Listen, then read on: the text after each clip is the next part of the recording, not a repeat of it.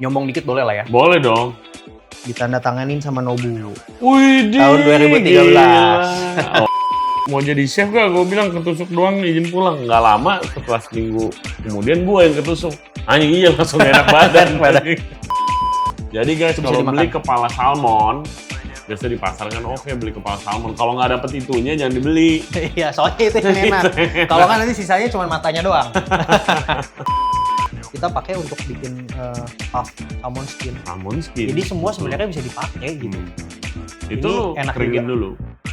Kalau di Bukares ya, nanti dipakai lagi di Bura-Bura.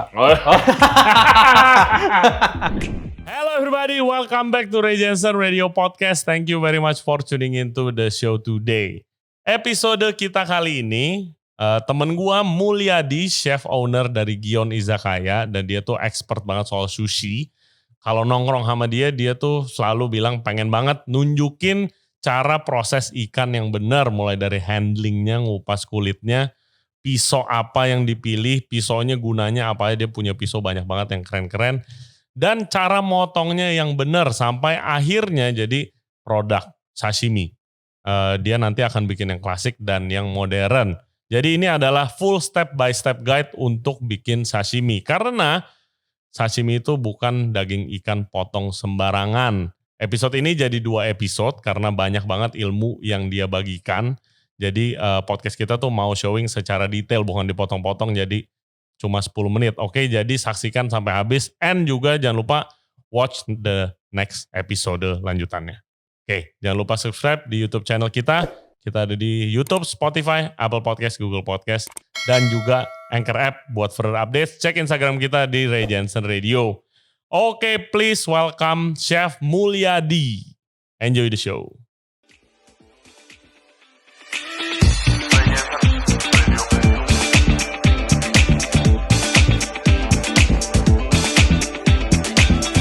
Halo teman-teman semua, hari ini kita ada di Bandung, tepatnya di Gion Izakaya. Kalian udah pernah kesini kan? Kalau belum pernah, jangan malu-maluin deh.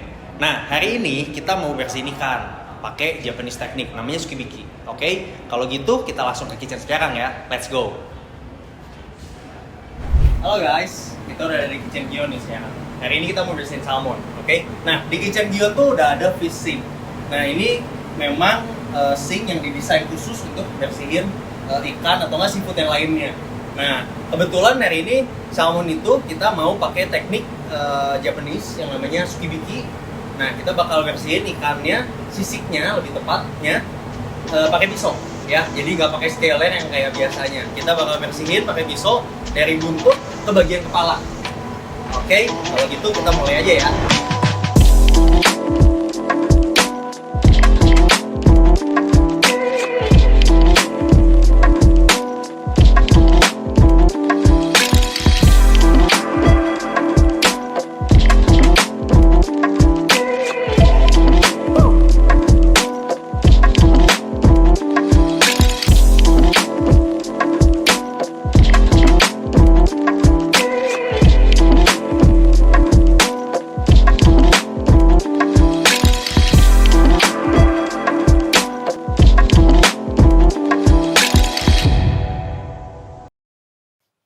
Oke, we are back. Hello everybody, welcome back to the show. Kita sekarang ditemenin sama Chef Mulyadi dari Gion Izakaya. Halo Chef.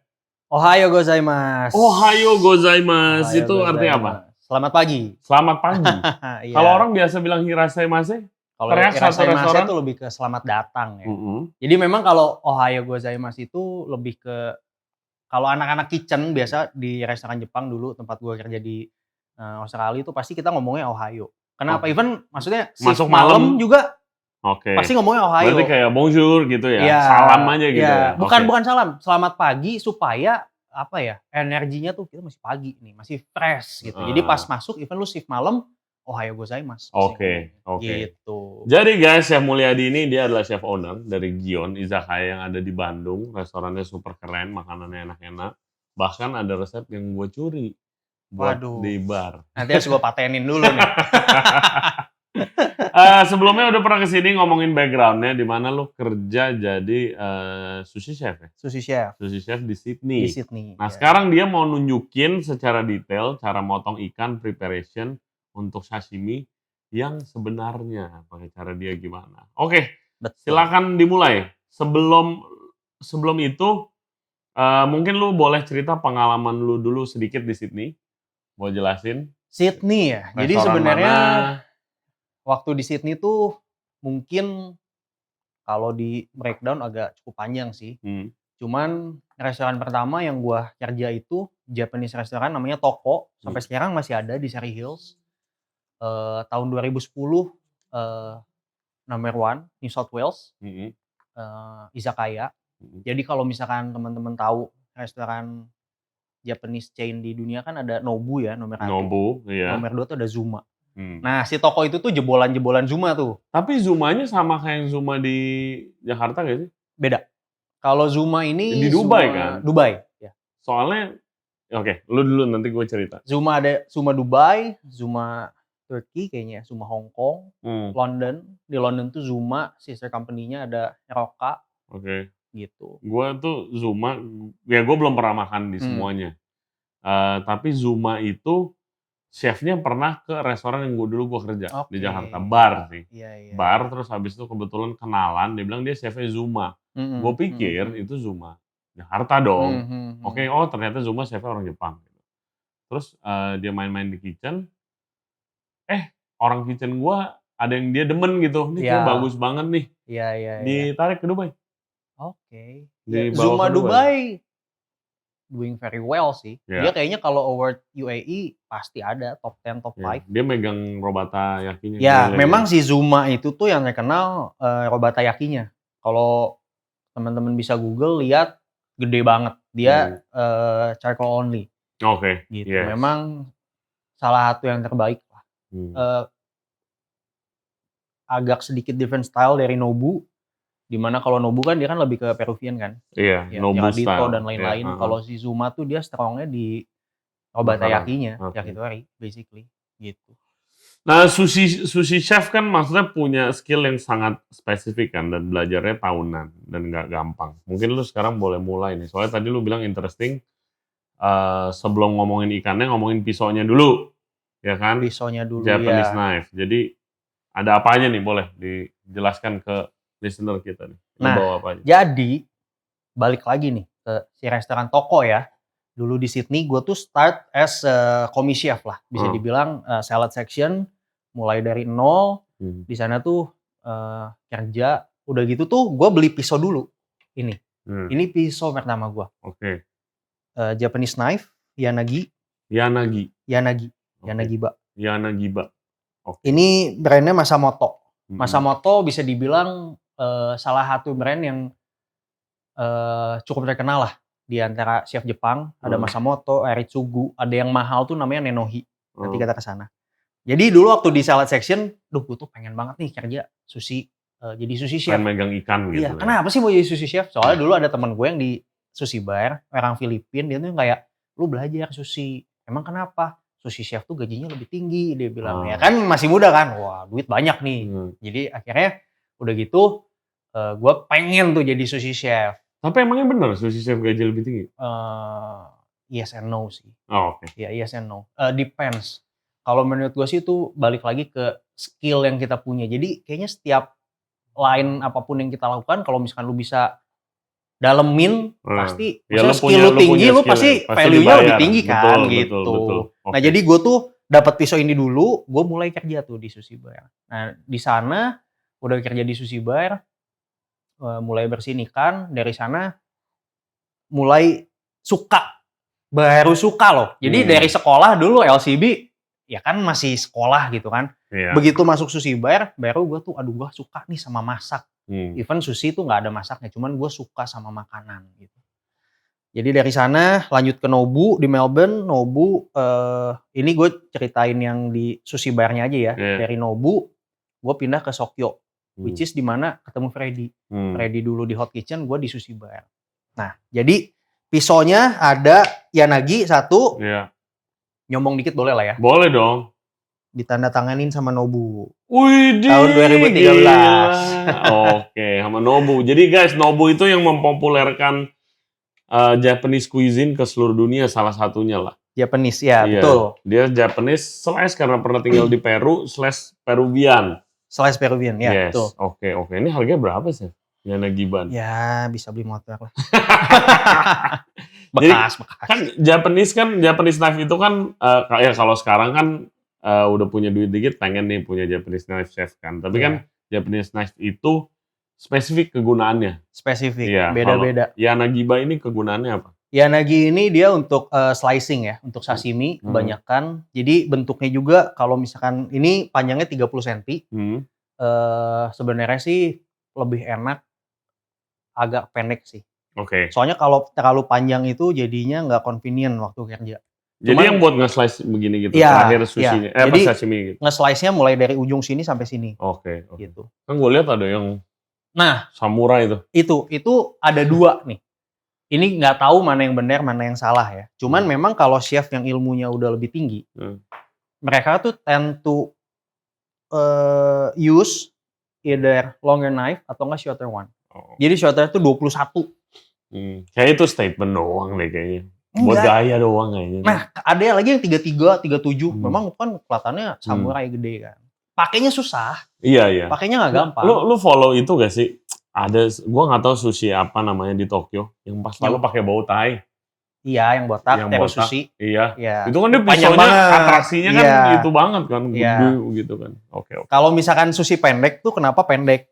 Kelihatannya tuh lebih agile, cuman lu susah motongnya. Soalnya kan nggak panjang. Jadi once lu slice, kalau pisaunya nggak tajam, sama kita nggak ngerti itu jenis besinya apa, itu nggak habis gitu. Jadi potongannya nggak habis buat si potong sashiminya. Emangnya beda jenis besi apa? Maksudnya efeknya apa ke pemotongan? Durability. Oke. Nomor 1. Soalnya kan kita nggak ngomong motong sekali ya. Kalau servis kan kita motongnya banyak ikan. Ribuan kali. Kalau cuma sekali doang mah beda lah. Kita ngomongin we talk about professional chef. Oke. Gitu. Nah, next one ini namanya Japanese style. Jadi bentuknya bisa kelihatan ada ininya. Jadi lebih tebal juga ya. Iya, belakang lebih tebal ya. Ya, lebih tebal. Nah, ini yang kedua ini gyuto. Gyuto itu chef knife. Iya, itu ya western chef knife lah. Iya, ini western chef knife. Segala bisa. Segala bisa. Iya. Lebih tipis juga tuh kalau misalkan bisa kelihatan. Nah, kalau teman-teman mau beli chef knife, bisa cari yang steel-nya itu sampai belakang. Biar nggak copot, nggak gampang patah. Lebih bagus kualitasnya. Apa sih bedanya? Kalau ini besinya Aoko. Aoko tuh blue steel. Ada lagi Sirocco. Sirocco itu white steel, Japanese white steel. Bedanya apa sih sama stainless? Kalau stainless tuh ada kandungan stainlessnya, jadi dia nggak akan karat. Kalau misalkan dia ini kena acid atau enggak kita udah pakai, lupa ngeringin, pasti ada karat. Gitu. Nah lanjut. ini gyuto ya. Jadi yang bakal kita pakai Yanagi, gyuto. Next untuk filleting kita pakainya deba. Nah deba kebetulan ada 2 nih. Nah ini gue baru belajar nih guys kemarin. Biasanya gue pakai yang western style yang fleksibel kalau fillet knife. Ini deba. Ini ada 2. Ya. Nah ini deba ada 2. Ini cuman beda ukuran aja. Cuman yang bisa dilihat beda handle. Ya ini handle-nya lebih kalau bahasanya tuh D-shape. Jadi dia agak ada coaknya di sini. Kalau yang ini heksagonal. Ya. Oke. Nah, western filleting knife kayak gini, dia fleksibel besinya. Kenapa sih pakai deba? Soalnya deba tuh nomor 1 dia bisa potong tulang. Ya, kita kan kalau filleting tebel dia kan. Iya, bisa pakai potong tulang. Dan deba itu bisa dibilang cukup fleksibel ya untuk potong. Nanti pas pas mulai sesi filleting, gua kasih tahu juga gimana sih cara filletingnya gitu untuk pakai si Japanese knife gitu. Jadi deba memang lebih pendek. Deba tuh size-nya 18 gitu. Itu pas sih, jangan terlalu panjang. Kalau terlalu panjang, soalnya kan dia kan maunya ngambil deba tuh apa ya? Sebenarnya kontrol doang. Iya. Jadi kalau terlalu panjang kan susah kontrol kan. Susah. Kita ini good size gitu. Nah jadi ini ada yang heksagonal. Biasa tuh kalau pisau Japanese knife hexagonal handle tuh lebih banyakan brand mahal yang pakai Hmm. heksagonal. Contohnya kayak Nenohi. Iya. Kalau Nenohi itu mungkin udah kayak yang kalau mobil mah supercar-nya lah gitu. Lambo-nya lah gitu. Premium. Premium banget. Dia satu pisau bisa ya handle-nya aja tuh bisa kayak $1.000. Oh, Pisaunya batangnya aja 1.000 ya. Hah? 1.000. Handle-nya 1.000? Handle-nya aja bisa 1.000. Oke. Itu gue beli 2,3 kalau nggak salah. Iya. Di Jepang kalau Iya. itu. Vary sih, soalnya banyak range-nya. Kalau Hmm. orang yang suka tuh sampai ininya juga ada. Iya, Beda. ada warna-warnanya. Iya, ini kan ada- beda nih. Iya. Ini yang satu hitam, yang satu Copper gitu. ya, Mm-mm. ini tuh dari tanduk apa gitu, gue udah lupa. Udah lama Oke. banget. Lalu koleksi juga dong, pisau-pisau. Nah, dulu gue koleksi, cuman unfortunately knife box gue pernah hilang. Oke. Saking capeknya kerja ketinggalan. Hmm. Jadi waktu di Sydney kerja, gue bawa pulang kan. Gue tuh dulu ngasah pisau setiap hari. Hmm. Soalnya kalau kita nggak ngasah pisau setiap hari, next day pisau kita nggak tajem, Iya, kerjanya susah. kerja udah susah lah gitu. Motong ikan tuh jadinya susah. Hmm. Gue bawa pulang, pas gue melek, mata gue melek, taunya di station pas tempat di mana gue tinggal. Langsung aja gue cabut kan. Oh, lo kebangun di mana? Kebangun ya, gue Stop bangun, lu. gue di sini. Gue langsung cabut. Cabut, ketinggalan. Ketinggalan, jadi hilang. Di sana lengkap tuh. Moribasi, chopstick ada, semua ada. Kan gue sering lihat yang ininya, kalau yang coba lu pegang Yanagibanya, kan ini kalau yang ini rata kotak itu apa namanya? Takobiki. Oh, takobiki. Takobiki. Kalau yang itunya rata, takobiki namanya. Itu buat octopus. Khusus buat oktopus. Yang enggak juga sih, tapi diperuntukkan. Untuk octopus. Jadi ada juga chef-chef yang pakai takobiki untuk untuk sashimi juga. Biasa kalau ada lagi buat fugu. Kalau fugu dia lebih tipis. Ininya lebih tipis. Iya, bahkan ada yang khusus Japanese knife cuma buat motong eel. Iya, Yang ada juga. cercang, yang tipis banget tuh. Iya. Khusus kan pisaunya juga tuh. Iya. Gila sih. Untuk eel. Kalau eel sih bentukannya lebih kayak debat, cuman lebih kecil lagi. Jadi kalau motong eel tuh apa ya? Dia tuh pakai jari, jempol biasanya kan motong eel di paku dulu nih di sini. Udah gitu gini kan. Nah, itu si jempol tuh dia buat nyerasain tulangnya. Oke. Biasanya bentuknya kayak debat tapi lebih kecil. Oke. Supaya dia bisa bener-bener rasain di mana tuh. Soalnya kalau eel kan dia mesti cepet banget ya kalau yang fresh. Gitu. Luar Jadi- biasa, kayak bedanya kayak, ya gue lagi ngedalamin Chinese food kan cuma punya satu. Iya. Untuk semua, apapun itu, mau slice tipis, fillet, semua satu kan. Chinese cleaver doang. Iya. Iya, itu sih. Tapi Oke. memang sebenarnya sih dulu ya, zaman gue waktu masih awal-awal kerja di kitchen tuh, gue pakai pisau banyak. Gyuto aja, chef knife aja tuh gue ada 2. Ada yang 27, ini tuh 24 kalau nggak salah. 27 sama ada yang 18. Terus gue abis dari sana gue masih ada satu pisau lagi global. Pisau gue tuh dulu. Gue nggak demen handle-nya tuh. Yang titik-titik kan. Iya, handle-nya iya. titik-titik. Memang Gua global kurang demen. tuh itu sih. Banyak yang nggak suka handle-nya. Cuman kalau menurut gue untuk licin entry level itu sangat oke sih. Maksudnya harga nggak terlalu mahal. Iya. Besinya tuh gampang di-maintain. Dulu gue pakai global tuh paring knife gue ketinggalan. Hmm. Di mana gue ketinggalan nggak tahu. Waktu gue di Paris hilang lah. Padahal kan butuh banget paring knife. Iya, apalagi iya. Prancis. Belilah yang murah. Global kan nggak terlalu mahal terus bagus. Licin gue nggak demen. Iya, memang agak licin sih. Gitu. Oke. Terakhir sebelum kita masuk ke ikan, asahan nih. Oh, asahan. Biar kasih Whetstone tau ya. nih. Whetstone nih. Nah, jadi ada Japanese Whetstone guys. di Japanese sini. Whetstone ya. Jadi bedanya itu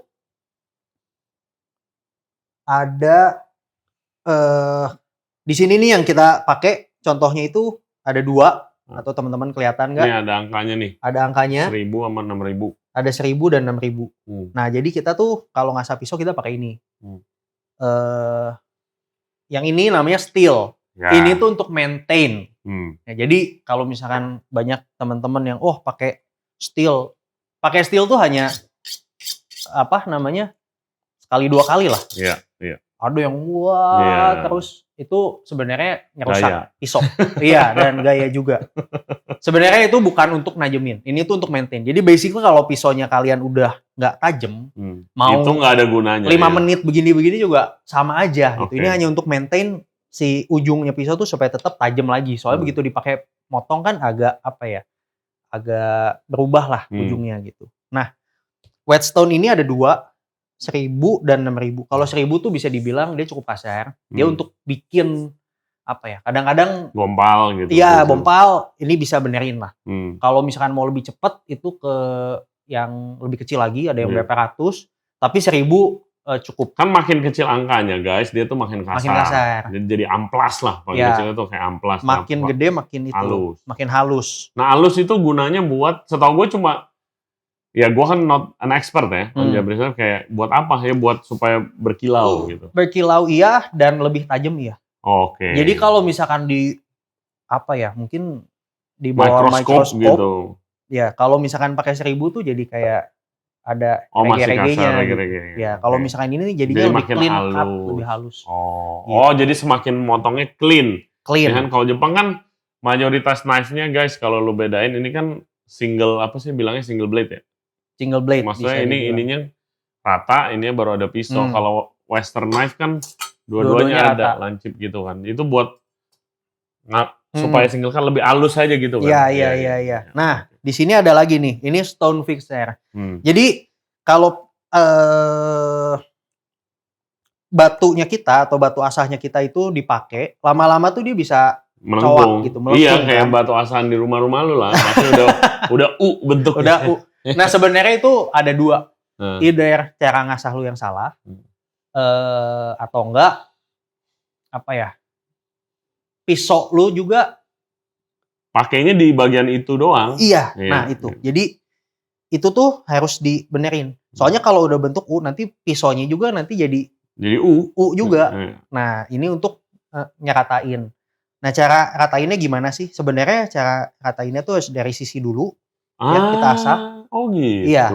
Sisi dulu, baru atas. Oh, ini ngajarin gua ngaco nih berarti nih waktu kemarin. Kalau sisi tuh buat apa sih? Kenapa sisi harus diratain? Supaya dia nggak pecah. Oke. Jadi kalau misalkan sisinya nggak ini kan kelihatan ada tuh sedikit kan? Iya. Ya kan sisinya. Nah, harus itu diasah juga dikit. Oh gitu. Sama stone fixer. Oke. Gitu. Ini goes tuh up to 10.000, 15.000 ada sih. Iya. Kalau gue sih pakai 6.000 sama 8.000. Oke. Gitu. Gue kayaknya ada yang 8.000 tapi gue nggak tahu. Iya. Jadi, Untuk lebih shiny. Ini sih a very good investment guys. Kalau you are a professional chef kan. Harus punya ini sih, Bu. Jangan kebiasaan ya, pisau udah mahal-mahal nih. Zaman sekarang pisau mahal-mahal, keren, udah masuk banyak di Indo. Asahnya di itu, stainless table. Nah, aduh. Dulu makan di kerjaan pertama gua di hotel, di piring.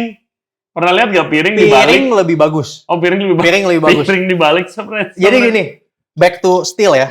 Steel ini stainless steel. Ya, stainless steel. Jadi steel itu sebenarnya harus bahannya lebih kuat daripada jenis besi pisau kita. Jadi kalau jenis besi pisau kita lebih kuat daripada stainlessnya, ya nggak akan do anything ininya. Nah, jadi gue sebenarnya dulu punya, cuma ada tragedi. Nih, patah. Ini itu global tuh handle itu? Iya, ini global. Ini gue pakai dari zaman penjajahan Belanda nih. Bener-bener dari awal masuk kitchen gue pakai, pernah patah 3 kali. Soalnya dia seramik ya. Jadi kalau jatuh pecah. 3 kali patah tuh sama orang lain. Soalnya they don't know. Ya kan? Mereka nggak tahu.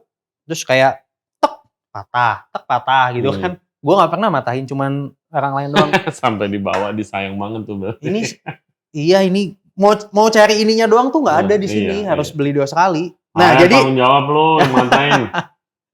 Jadi kalau seramik kan memang lebih strong ya. Tapi lebih cocok untuk Japanese. Iya. Seramik tuh. Nah, kalau si Japanese chef banyak kan pakai belakang piring. Memang lebih bagus. Tapi you have to know how to do it. Gitu. Oke. Iya, soalnya gue ada berapa kali chef gue ngasop pisau, pecah piringnya kayak gitu. Oke.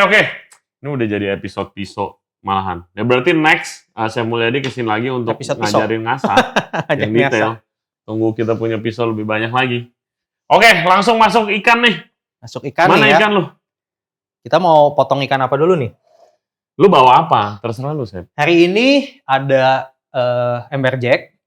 Itu kalau bahasa Jepangnya kanpachi ya. Sama salmon sih. Gitu. Amberjack dulu dah. Salmon kan sudah orang udah tahu. Apa mau salmon dulu? Salmon dulu aja lah ya. Ayo, salmon dulu. Oke, kita masuk fileting. Let's go. salmon. Sake bilangnya. Bener nggak? Sake, betul. Iya, betul. Nah, ini guys, buat yang belum pernah lihat salmon whole nih. Nah, ini salmon whole. Oke, berat berapa kilo nih? 3-4 kilo kali. 3-4 kilo. 3-4 kilo. Wih, sekarang harganya mahal. Mahal banget. Oke. Ini kalau teman-teman lihat, kenapa sih kok kulitnya putih banget? Soalnya dia habis treatment, guys. Enggak deh. Soalnya ini cara bersihinnya itu yang kita disisikin. Ya, disisikinnya itu namanya sukibiki. Nah, sukibiki itu nyisikin tapi pakai pisau. Biasa kalau kita nyisikin ikan tuh kita pakai scaler ya. Ini baru banget dari Jepang, tuh tulisannya masih Jepang. Biasa kita kalau nyisikin gini kan. Cuman kalau sukibiki kita nyisikin pakai pisau. Kenapa sih pakai pisau? Supaya kalau kita pakai scaler ini kan neken ya. Iya. Nah, kalau pakai pisau itu kita maintain si dagingnya supaya tetap firm.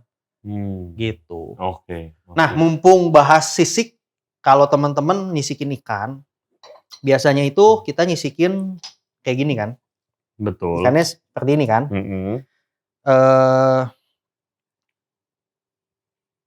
Ini jangan di sini guys. Ya, jadi pegangnya di belakang. Kenapa? Ikan salmon fin apa? Iya, fin. Sirip.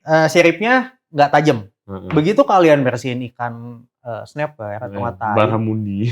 itu kalau nyucuk besok telunjuk segede jempol, 2 kali lipat malah lebih gede. Nah, jadi selalu jangan di sini. Memang ini lebih convenient, cuman pegangnya di atas seperti ini. Ya, kita sisikin. Itu kejadian di tempat gua kan kagak tahu ini di Fish. Terus kayak teman gua lagi nyisikin barramundi tuh pakai gituan. Iya. Terus ketusuk kan. Terus dia bilang, aduh chef, gue gak enak badan, izin pulang. Gue bilang, apaan lu? mau jadi chef gak? Gue bilang, ketusuk doang, izin pulang. Gak lama, setelah seminggu kemudian gue yang ketusuk. Iya, langsung gak enak badan. Iya. Oke. Jadi kita potong ikannya. Nah, kalau salmon itu memang tulangnya agak sedikit lebih empuk ya daripada ikan yang lain. Ini bakal gue heads off langsung, jadi bakal kita potong 2 fillet langsung. Siap. Ya. Nah, jadi gampangnya gimana sih kalau misalkan tahu ikan motongnya gimana? Nah, banyak orang yang motong tuh rata gini ya. Nah, jangan rata. Kita bentuknya segitiga. Ikutin bentuk ikannya. Iya. Betul. Kadang-kadang kalau rata gini kan sayang kan, ada yang kemakan gitu. Oke.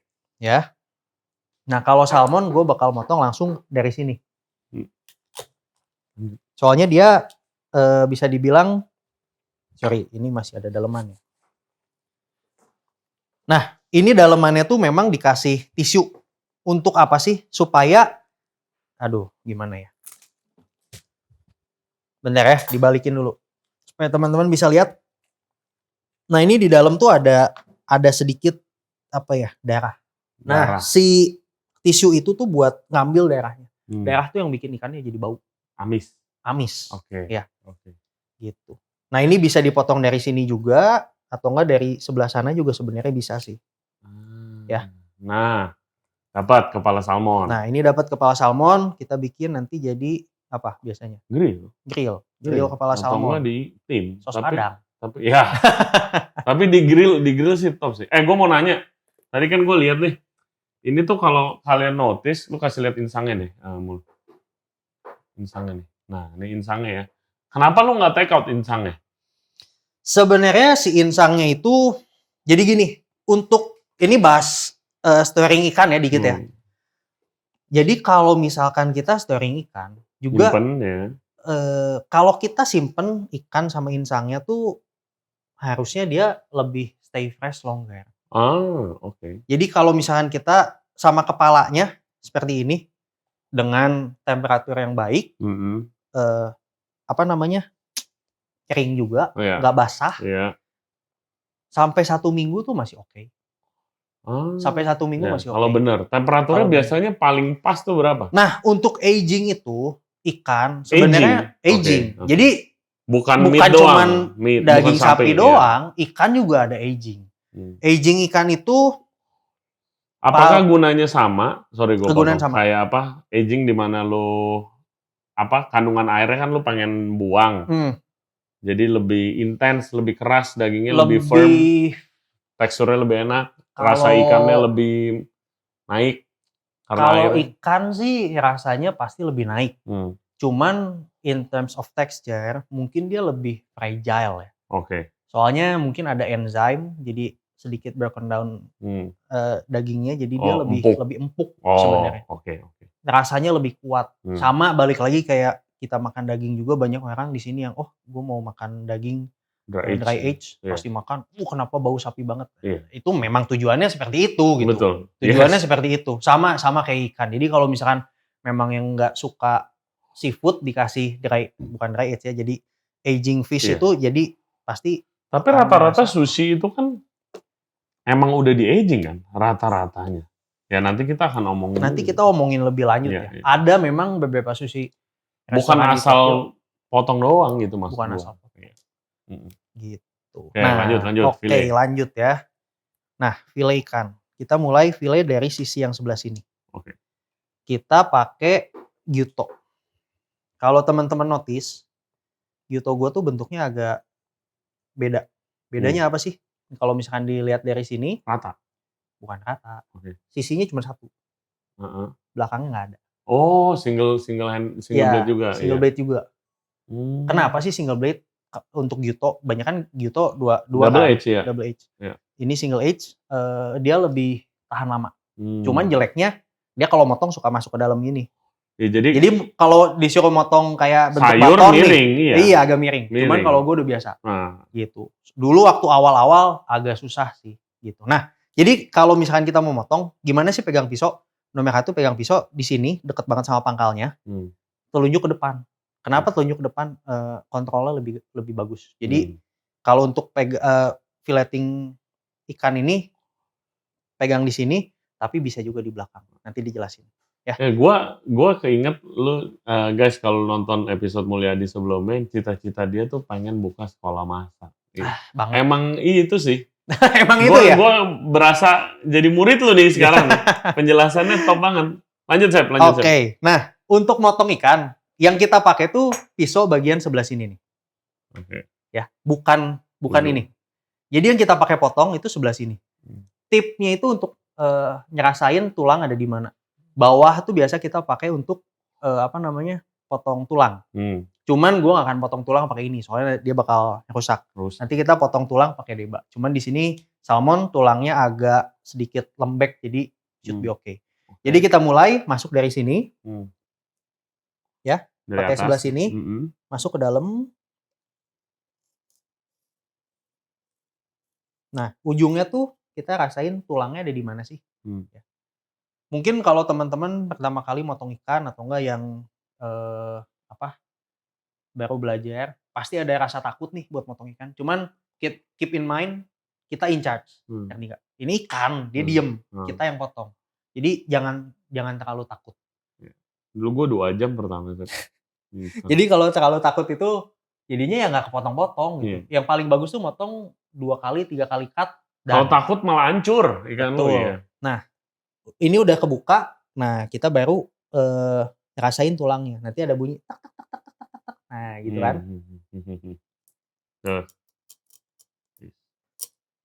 Nah, ini udah mulai ke tulang.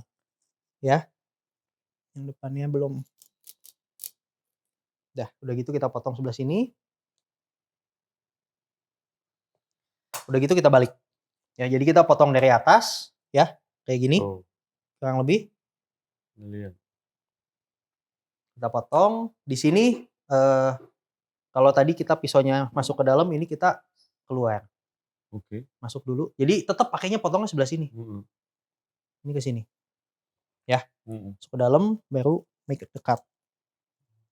Ngerasain lagi tulangnya. Udah gitu diangkat. Supaya loin atasnya nggak kepotong, kita angkat sedikit. Pisaunya masuk. Kita motong tulang tengahnya. Ya. Nah, udah gitu.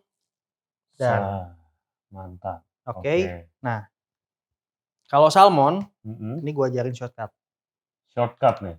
Oke. Trik guys. Soalnya tulangnya bisa dibilang lunak ya, dibanding ikan yang lain. Lebih lunak. Lebih lunak. Kita bisa potong langsung dari sini. Oh, oke. Kenapa yang begini itu gue lihat tuh chef Japanese chef doang. Kalau gue diajarinnya kan dibalik lagi kan. Dibalik lagi. Iya. Eh, Soalnya mungkin Iya. Japanese chef memang dari awal gue kerja di restoran Jepang, nomor satu itu yang selalu diingetin di kitchen tuh speed sama sharp knife. Tapi sebenarnya sharp knife doang nggak cukup sih. Sharp hand, sharp eye, semua itu harus sharp.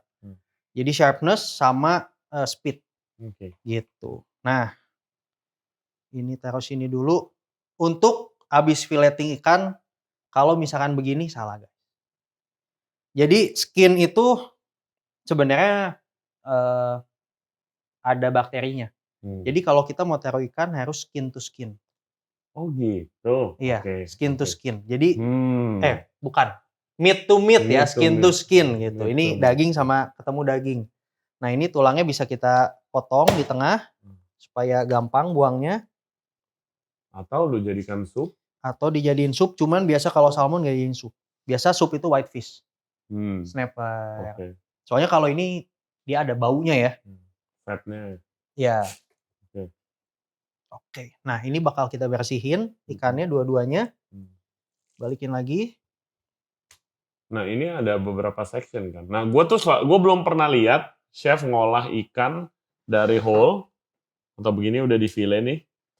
Jadi kayak sushi loin gitu loh. Iya. Nah, ini memang ada beberapa section. Nah, ini kita bersihin dulu. Soalnya ini masih ada finnya ya. Iya. Jadi kita bersihin dulu.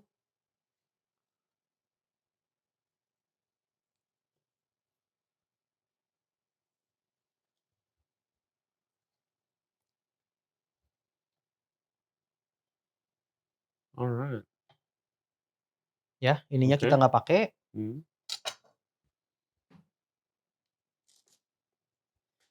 Udah gitu kita balik. Ini fin di bawah juga kita nggak pakai. Jadi lu perhatiin ya guys, yang nonton YouTube nih, lihat kayak dari tadi ikan whole ada beberapa bagian yang nggak bisa dipakai nih, salmon nih, sirip-siripnya rada susah. Jadi kenapa mahal? Ya karena banyak yang kebuang, Ya. which itu nggak bisa dijual. Kalau food cost sih maybe yang kebuang udah 50%. Enggak sih, kalau salmon tuh 37 lah. Oke. Fin ini juga nggak kita buang sih. Ini bagian paling enak. Oh. Sama-sama tadi kalau kepala ikan. Leher, kolarnya. Koler. Namanya kama.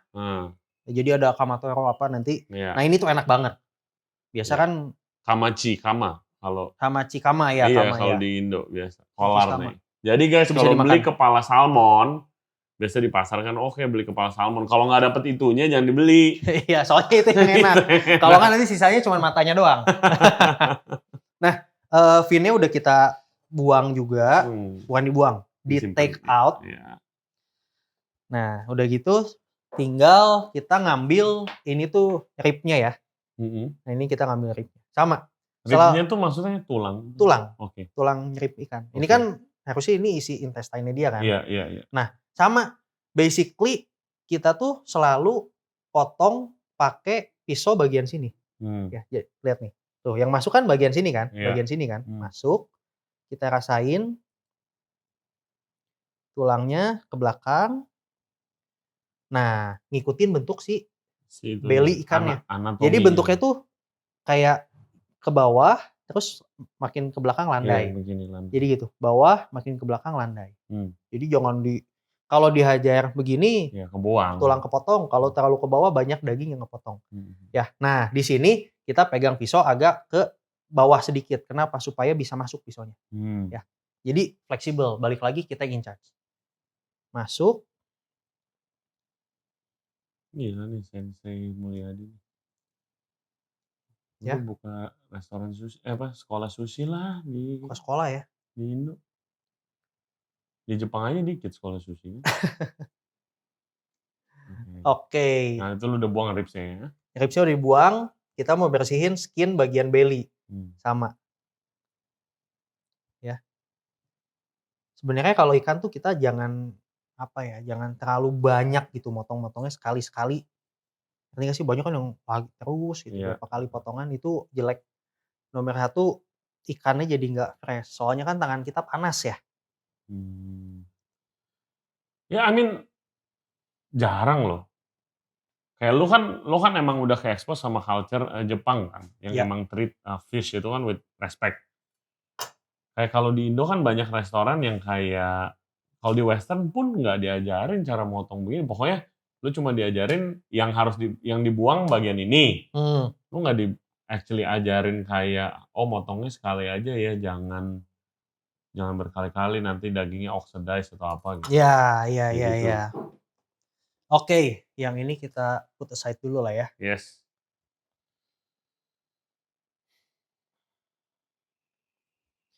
Nah, kalau salmon itu bedanya dia ada tulang. Tulang di mana? Tulang di sini. Oke. Ya, nah itu kita mesti take out dulu. Kalau snapper itu tulangnya cuma di tengah doang. Hmm. Salmon beda, tengahnya nggak ada. Ada tulang tapi tulang lunak, ada tulang lagi sini. Jadi kita mesti take off dulu. Oke. Nah ini namanya honenuki Oke. flyer. Ini Tang. Yes, tang. Ini sama nih, udah dari zaman Belanda juga nih. Jadi kita take out. Kalau misalkan ikannya fresh tuh dia lebih susah di keluarnya. Jadi ikan yang udah lama Lebih gampang. pakai jari juga bisa keluar gitu. Ini lihat garisnya ke sana kan? Kita ngambilnya dari sini. Jadi kalau lawanan arah dagingnya hancur semua. Iya, dagingnya udah Ya, jadi ini ngikut ya, gitu. ini kan arahnya ke sini, kita ngambilnya ke sana. Wow. Gila ya. Nah, sama ada juga orang yang bersihin ikan seperti ini, terus ada airnya apa segala macam. Kayaknya nggak perlu sih.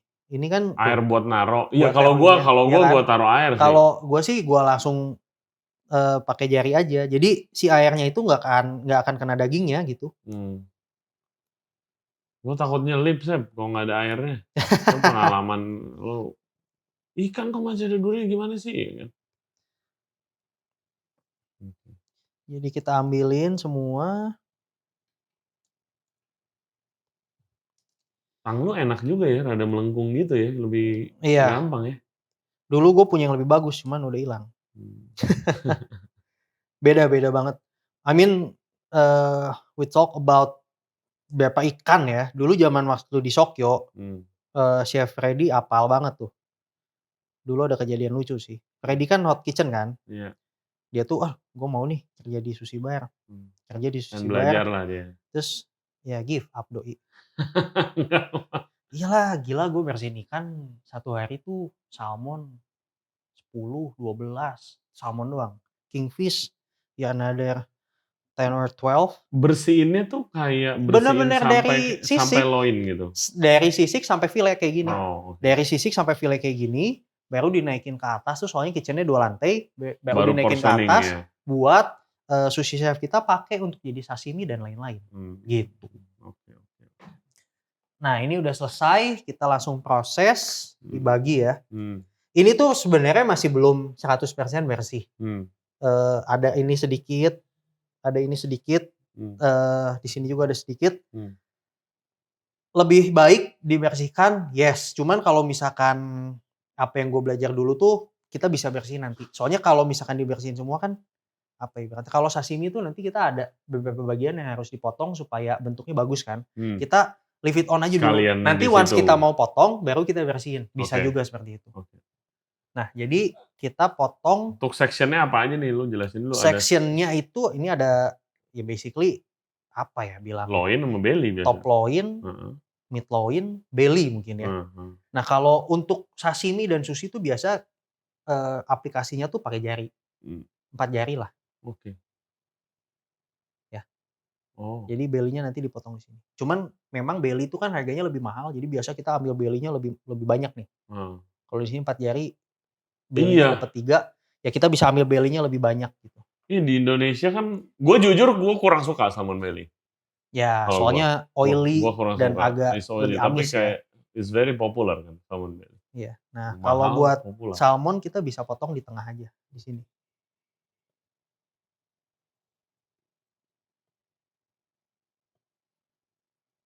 Oke. Ya. Udah gitu ambil belly-nya segini. sampai belakang. Ya. Siap. Oke. Ini belly. Banyakan itu, nah ini pas. Biasanya orang pakai salmon bagian ini untuk sashimi.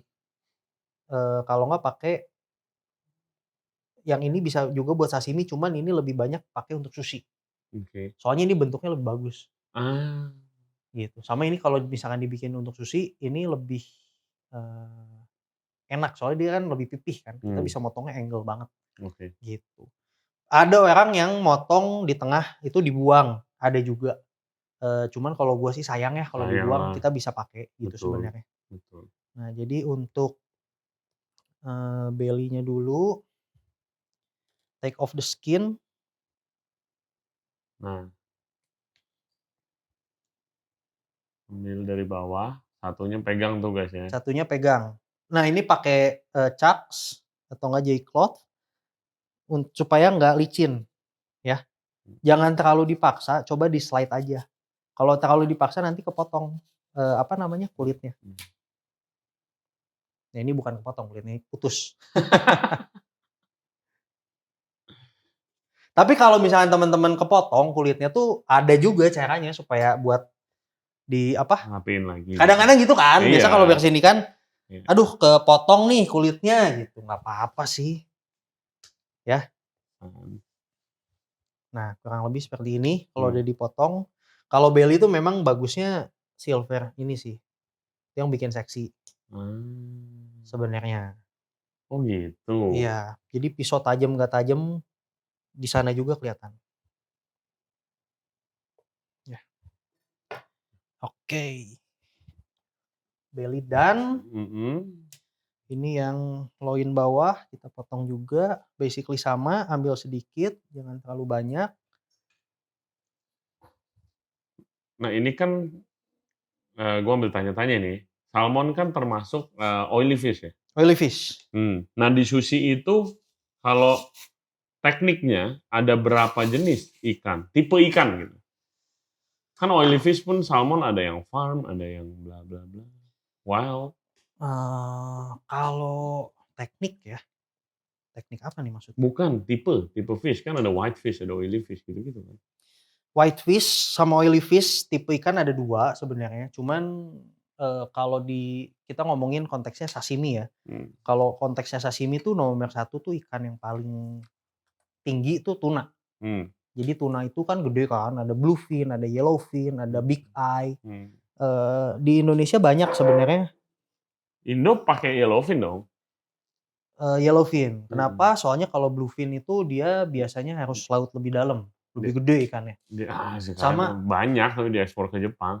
Iya, sama ikan. Udah gitu kalau Jepang nggak laku, kita impor ya ikan yang sama. Kita impor. Itu memang ya begitulah adanya. Oke. Kita put aside dulu yang ini sama belly.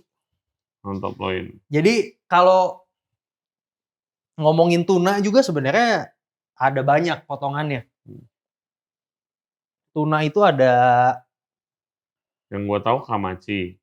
Kamatoro biasanya. Kamatoro, Kamatoro. Iya, itu apa? Jadi bagian perut yang dekat sama si kolernya. Kamatoro. Dia bentuknya kalau dilihat sekilas tuh kayak daging. Kayak daging wagyu. Tapi itu jarang banget.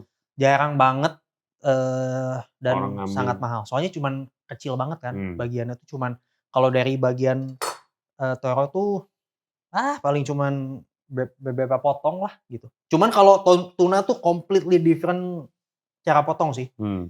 Nanti next mungkin kita minta whole tuna kita potong. Kalau ada duitnya. Kalau ada duitnya. Gede banget ikannya bro. Sama gue harus beli itu Japanese chopping board. Japanese chopping board juga. Ada namanya panjangan. Asahi chopping board. Beda dia kalau Japanese chopping board tuh dia kayak apa ya? Kayak sedikit kayak karet gitu. Warnanya kan coklat muda ya. Nah, kalau tuna kan ada akami, ada otoro sama chutoro, bener gak? Otoro, chutoro, akami. Kalau otoro tuh yang full fatty. Yeah. Kalau chutoro tuh setengah-setengah. Nah itu favorit gua, chutoro. Iya, setengah-setengah. Yes. Kalau akami tuh yang itunya doang, maksudnya di lain itu namanya akami. Akami tuh lean tuna. Oh, yang lean lah. Yang lean. Jadi bagiannya beda. Kalau tuna kan bentuknya agak Iya. itu kan. Kayak biasa kan dijual maguro. Kalau maguro tuh biasa akami. Biasa akami. Oh, maguro doang tuh. Kalau maguro biasa akami. Oke ya, jadi Oke. clean, nggak ada nggak ada sisik yang ketinggalan atau nggak kulit yang ketinggalan. Nah sebenarnya kulit ini tuh kalau di Gion di Bandung kita pakai untuk bikin puff salmon skin. Salmon skin. Jadi semua betul. sebenarnya bisa dipakai gitu. Itu Ini lu enak keringin juga. dulu. Kalau di buka resep nanti dipakai lagi di bura-bura. Oke, gue cerita dulu. Jadi waktu itu gue ke Gion pertama kali. Gue nyobain tempura zucchini pakai tofu cream. Yes, yang gue bilang enak banget tuh. Terus gue bilang sama Mulyadi, gue mau buka nih bar Jepang, boleh gak gue minta resepnya? Kan gue minta izin dulu, Sep.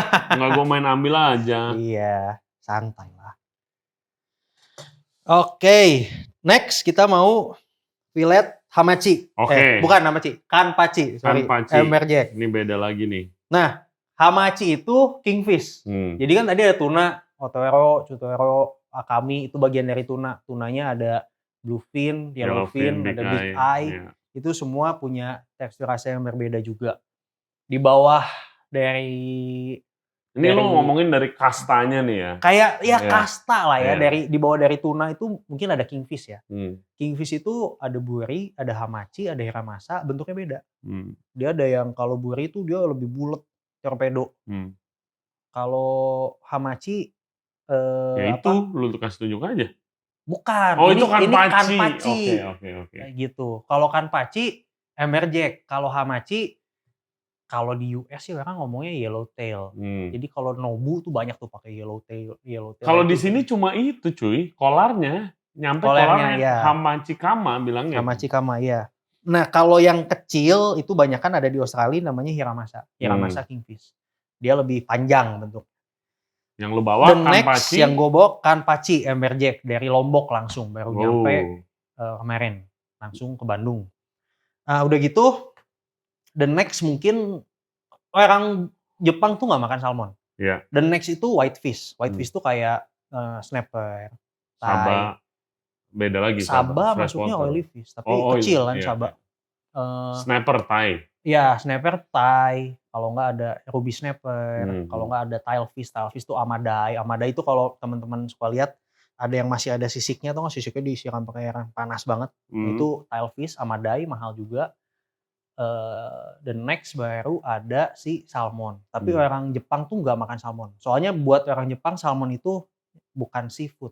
Dia tuh river fish dari sungai. Jadi mereka nggak makan. Ada di Jepang itu namanya sakura masu. Trout itu masu. Kalau salmon itu sake. Nah sakura masu bedanya apa sih? Sakura masu itu trout yang diemnya di. Jadi kan kalau salmon beranaknya di sungai kan, di sungai dia tuh mati. Dia nggak naik sungai. Jadi dia selama hidupnya di laut. Sakura masu itu dijualnya pakai sertifikat. Harganya kayaknya bisa lebih mahal daripada tuna. Kalau lu tahu nggak soal salmon trout ini nih? Kan harga salmon naik nih. Terus ada salmon trout nih. Di Jakarta sih banyak sih. Harganya lebih murah dari salmon. Warnanya beda-beda tipis lah. Lebih oranye sedikit. Sebenarnya sih kalau misalkan yang nggak setiap hari makan trout atau salmon dikasih blind tasting nih ya, nih mungkin apalagi kalau udah dimasak pakai saus. Iya, kan kalau di sini all about saus. Oke. Hamachi. Kanpachi. Ini kanpachi lumayan gede, 5,5 kilo. Kenapa sih ini kasihan banget matanya dicolok? Memang kalau pegang ikan harus gini sih. Jadi kita harus tulang di sini paling gede, kita pegang, terus bawahnya kita pegang juga. Jadi jangan sampai pegang ikan diambil buntutnya, lebih baik pegang kepalanya. Soalnya tulangnya lebih gede, dia bisa support dagingnya lebih bagus. Kalau gini nanti lebih rusak. Jadi kita pegangnya begini. Berarti tekniknya is all about preserving lah, the meat. Iya. Soalnya ya ibaratnya gini lah, kita beli daging nih, mahal. 600.000, kan kita mau take the best out of it, ya kan? Sayang. Nanti kita bahas tuh tentang si ikan Indonesia. Ini ikan Indonesia dari Lombok, matanya clear banget. Insangnya gelap. Insangnya juga masih gelap. Masih gelap, masih terang. Terang. Iya Masih maksudnya dark red Iya, gitu dark loh. red, Dark tuh. red. Nah. Kalau gelap tuh coklat gitu udah lama ikannya. Ya. Udah gitu masih firm juga ya. Biasa kalau yang udah jelek pasti ikannya lembek banget. Nah, kalau ikan ini Hamachi kita bakal potong setengah fillet aja. Kenapa? Soalnya tadi balik lagi, kalau misalnya kita mau preserve si ikannya, lebih baik ada kepala, ada insang, ada tulang, dan segalanya. Kalau misalkan fin kita bisa potong. Pakai gunting kitchen. Dipotong, it's okay. Cuman kepala dan tidak ada kepala tuh dulu gue pernah cobain di restoran gue di Sydney, beda. Dengan kepala bisa 7 hari, tanpa kepala 3 hari lah. My God. Bedanya lumayan. Oh jauh loh. Soalnya kita harus mikirnya gini loh. Kalau di Indo mungkin bulan-bulan lebaran ya, susah barang. Kita kan harus stock up. Kalau di Australia itu bulan-bulan Natal itu kita stock up. Iya dong. Jadi kita gimana nih caranya untuk kita preserve. Bahas tentang ikan dikit ya. Tadi kan gue bilang ada ikan torpedo tuh, kingfish. Ada bloodline. Ini torpedo kayak begini kan? Ini sedikit torpedo. Iya. Ini sedikit torpedo. Lebih panjang. Bulat, bulat. panjang. Nah kalau misalkan si Snapper. torpedo itu, kalau snapper itu lebih pipih. Nah kalau torpedo itu bloodline-nya lebih tebel.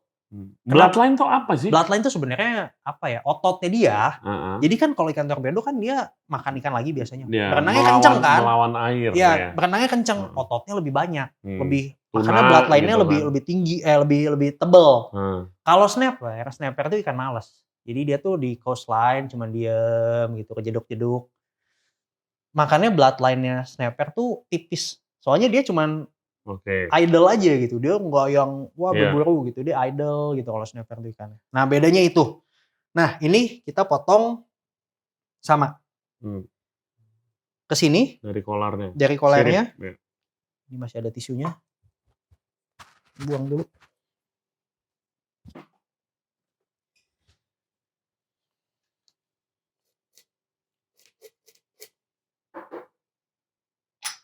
Dari kolarnya ke bawah.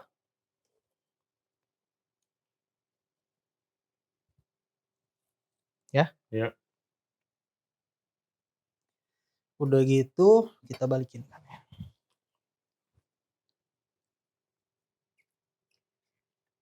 Nah sama.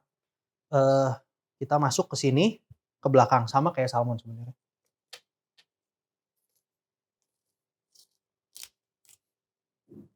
Gila, besar sekali ini ikan ini. Ini enak sih ikan ini. Ini kalau di Gion lu apain lagi Sep, selain sushi Sep? Itu tuh challenge gue sih sebenarnya. Jadi memang ya hopefully dengan adanya podcast ini teman-teman bisa tahu bahwa ikan itu nggak cuma salmon. Kalau di Gion tuh ikan ini ikan itu nggak cuma salmon. Iya Sep, di Jakarta juga begitu. Iya makanya salmon. Terus to be honest salmon tuh is not a very good fish sih. No. Kayaknya 95% salmon di dunia tuh farm. Dan farm itu dia Ya seperti biasa lah kayak kalau di Indo ayam negeri lah. Ayam negeri kan sempat ada hormonnya lah, ada boost chemical bahan-bahan kimia yang ngeboost kan supaya dia cepat besar. Supaya dagingnya banyak ya. Jadi ya banyak begitu. Gue sih jujur gue jarang banget makan salmon sih. Iya, salmon tuh bukan nggak baik gimana ya, cuman ya banyak chemicalnya lah yang masuk ke dalam si ikan itu tuh sebenarnya. Karena farm kan. Soalnya farm.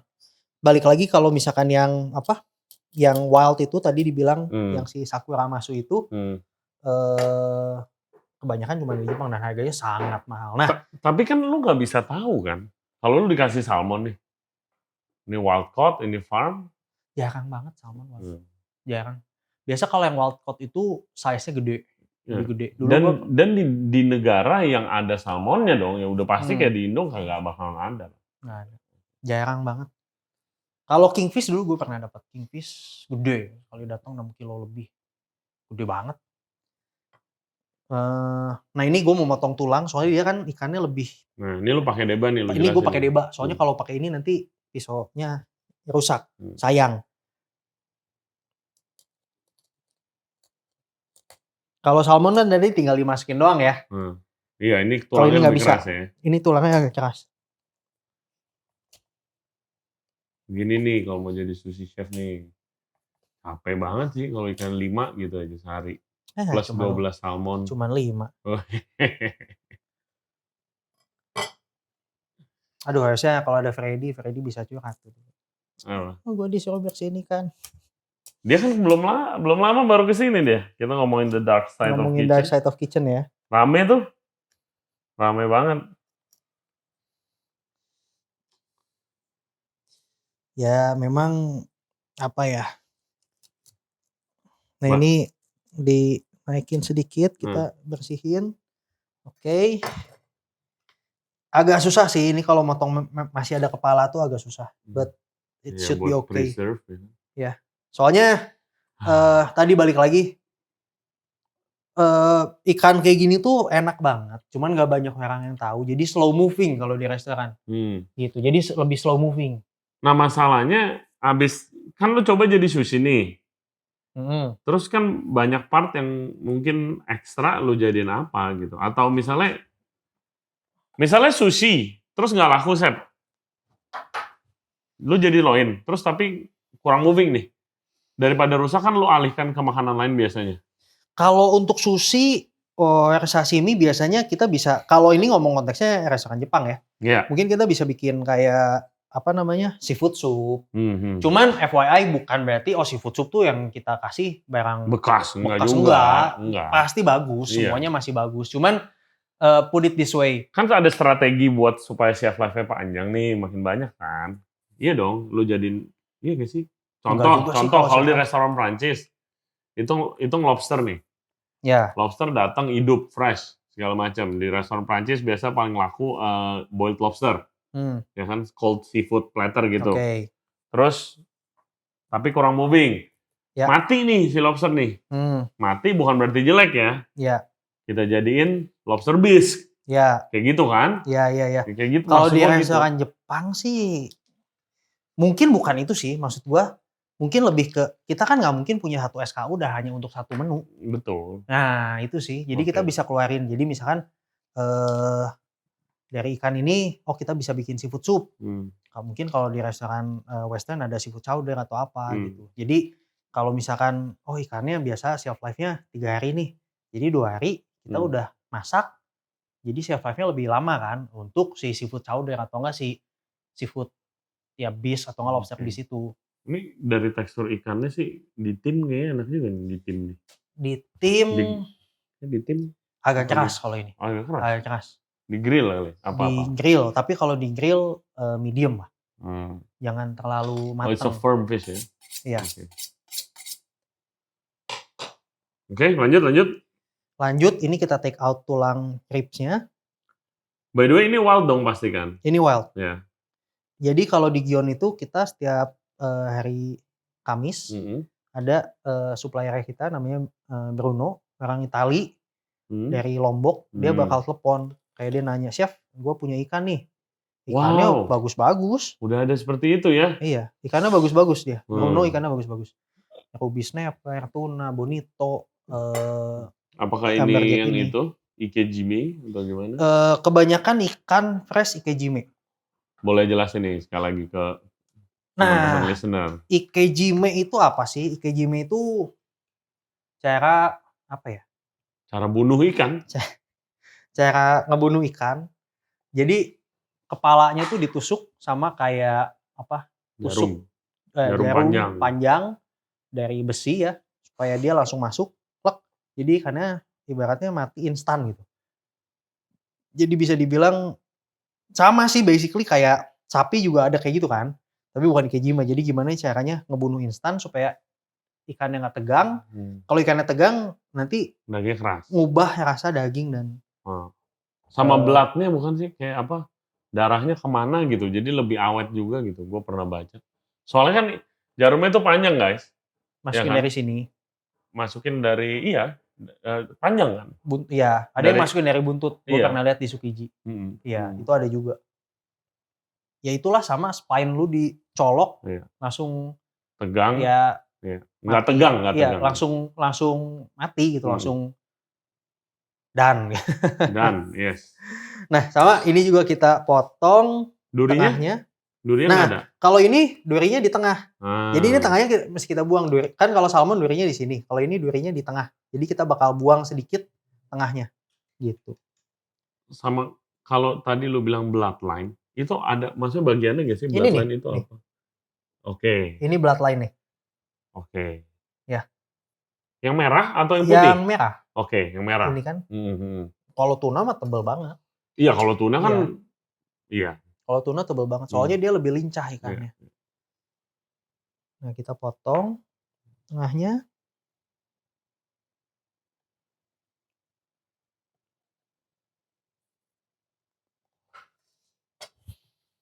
Apa yang membuat ikan-ikan di Jepang itu bagus banget kualitasnya, tapi ikan di Indonesia ya begitu dah. Kalau bukan kayak supplier lo mungkin. Sebenarnya tuh susahnya gini loh. Kalau di Jepang, dia tuh memang posisinya sangat bagus.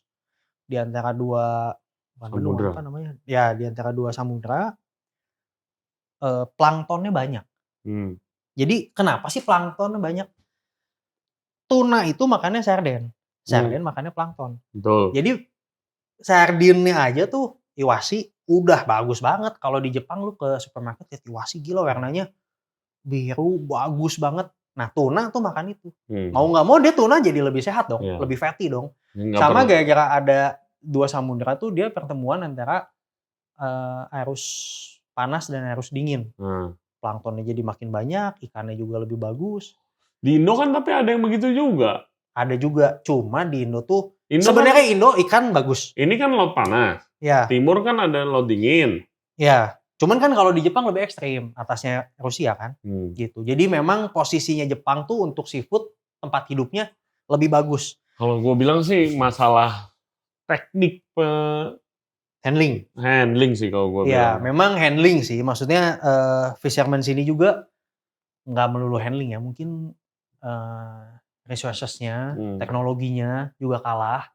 Jadi kalau di Jepang itu ikan nih udah dipancing naik ke kapal tuh langsung treatment kan, masukin kulkas apalah, ikejime lah. Kalau di Indonesia, ya sorry to say, gue pernah lihat di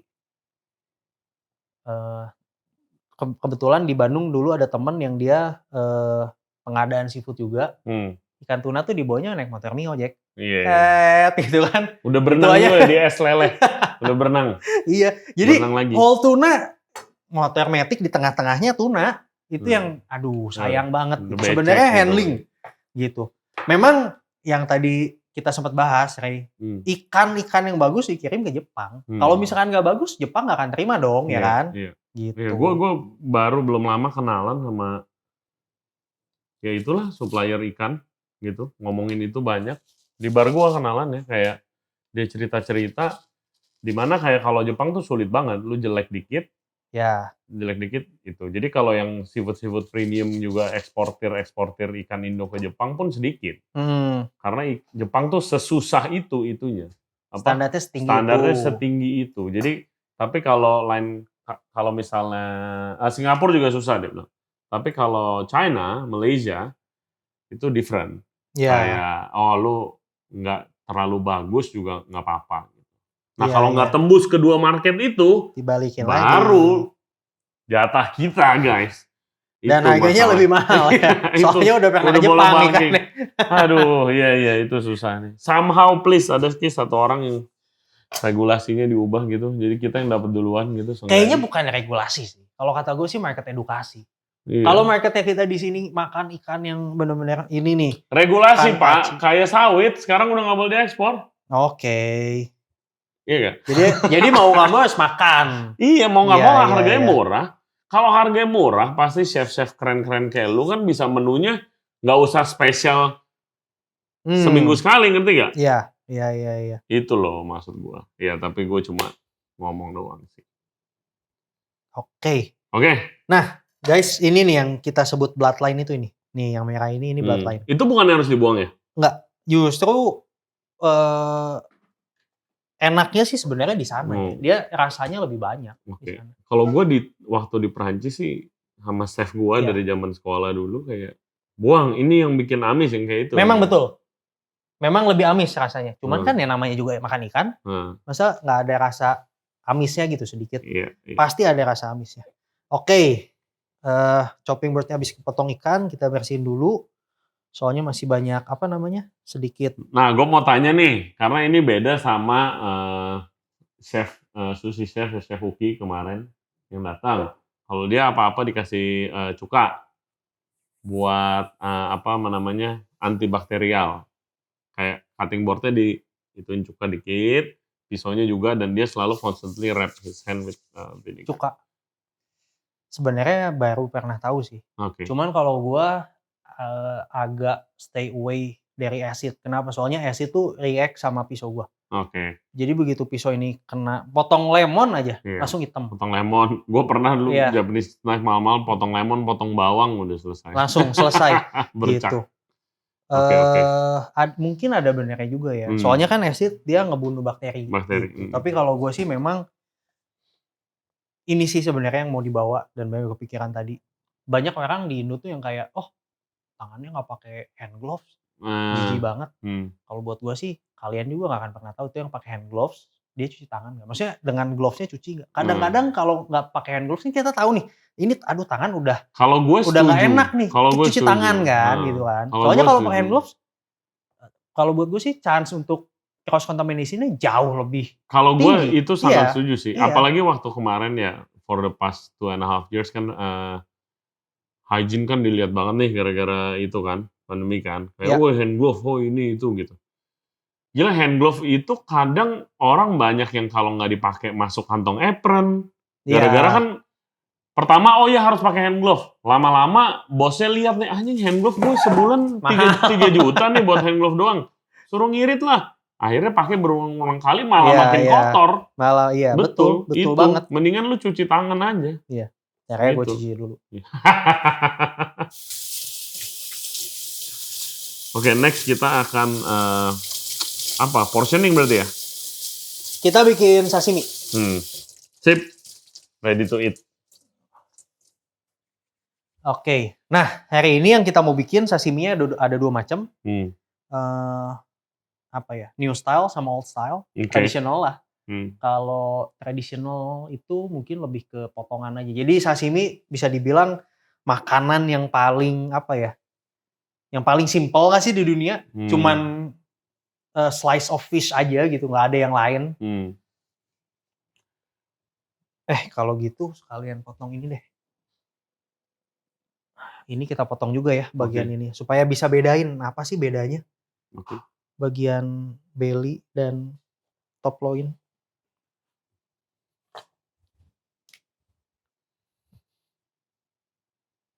Oke guys, jadi gue diingetin sama Morrison, produser kita, itu udah masuk 1 jam nih, tapi masih banyak banget belum makan sashiminya, belum motong sashiminya, dan belum discuss tentang aging ikan yang tadi kita udah diskusikan. Jadi kita close dulu, next episode kita akan makan sashiminya dan Chef Bowl akan menjelaskan lagi secara detail gimana bikin sashimi yang enak, karena nggak sembarang potong.